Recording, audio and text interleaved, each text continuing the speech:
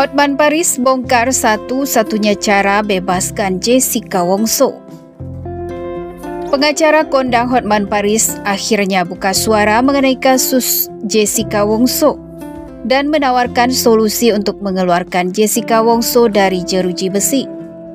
Dalam video terbaru, Hotman Paris mengungkapkan komentar mengenai kasus pembunuhan Wayan Mirna Salihin.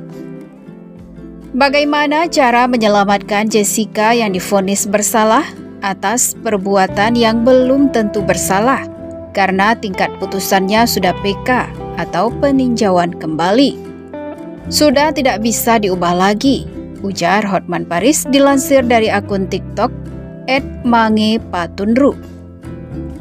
Dalam kasus pembunuhan yang terjadi di sebuah kafe di Jakarta Pusat tersebut, Majelis Hakim memvonis Jessica dengan kurungan 20 tahun penjara. Sebagai pengacara yang sudah puluhan tahun berkarir, Hotman Paris tak kurang akal untuk mengeluarkan Jessica. Caranya adalah, kalau pemimpin negeri ini sependapat dengan saya, jangan hukum seseorang yang belum pasti terbukti bersalah. Caranya adalah cuma satu, tapi pastikan dulu Jessica akan diampuni, kata Hotman Paris.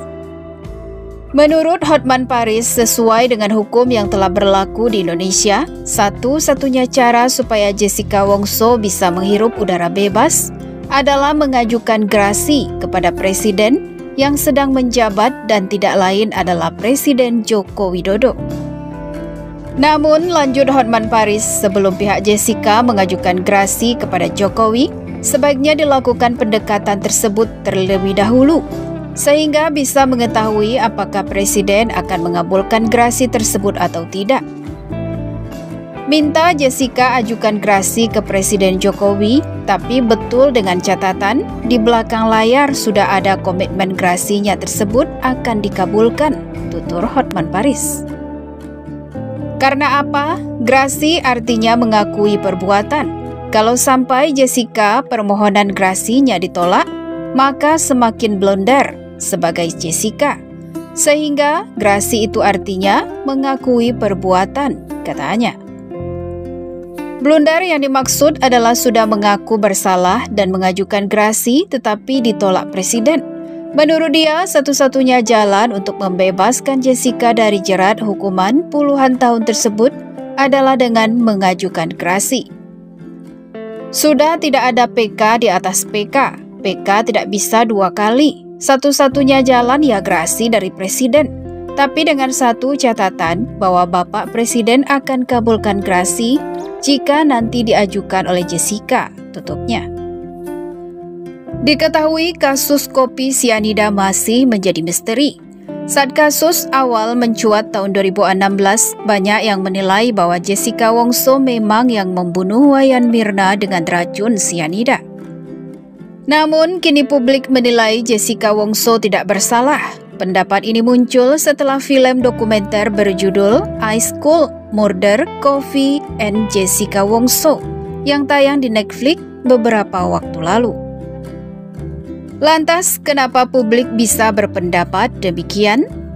Karena terdapat kejanggalan-kejanggalan yang membuat Jessica Wongso tidak bersalah. Salah satu fakta yang menarik perhatian yaitu soal hasil lie detector. Jessica Wongso yang disebut lolos namun tetap dijadikan terdakwa. Beberapa waktu lalu, Edward Omar selaku Wakil Menteri Hukum dan Hak Asasi Manusia atau Wamenkumham hadir di podcast dalam YouTube Denny Sumargo bersama dengan Sandy Handika selaku Jaksa Penuntut Umum atau JPU.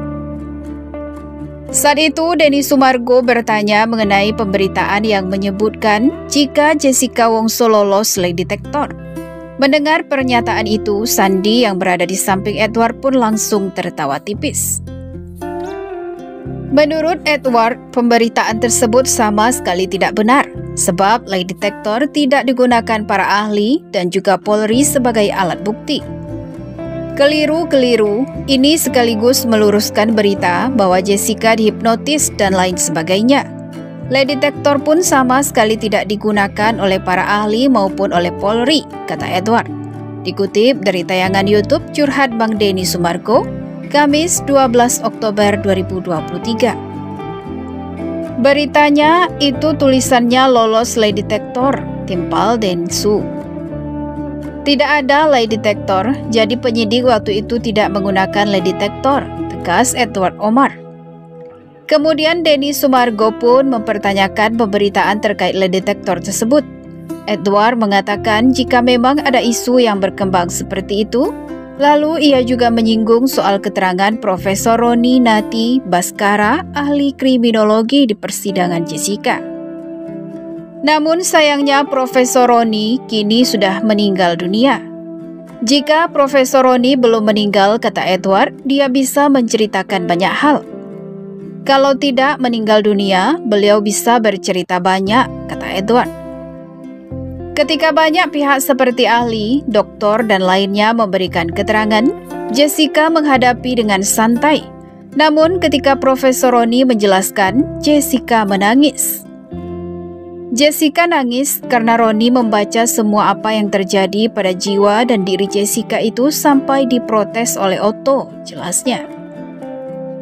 Beliau itu yang bilang ke saya, Profesor, orang seperti Jessica itu mau menggunakan lie detector secanggih apapun tidak akan terdeteksi, jelas Edward.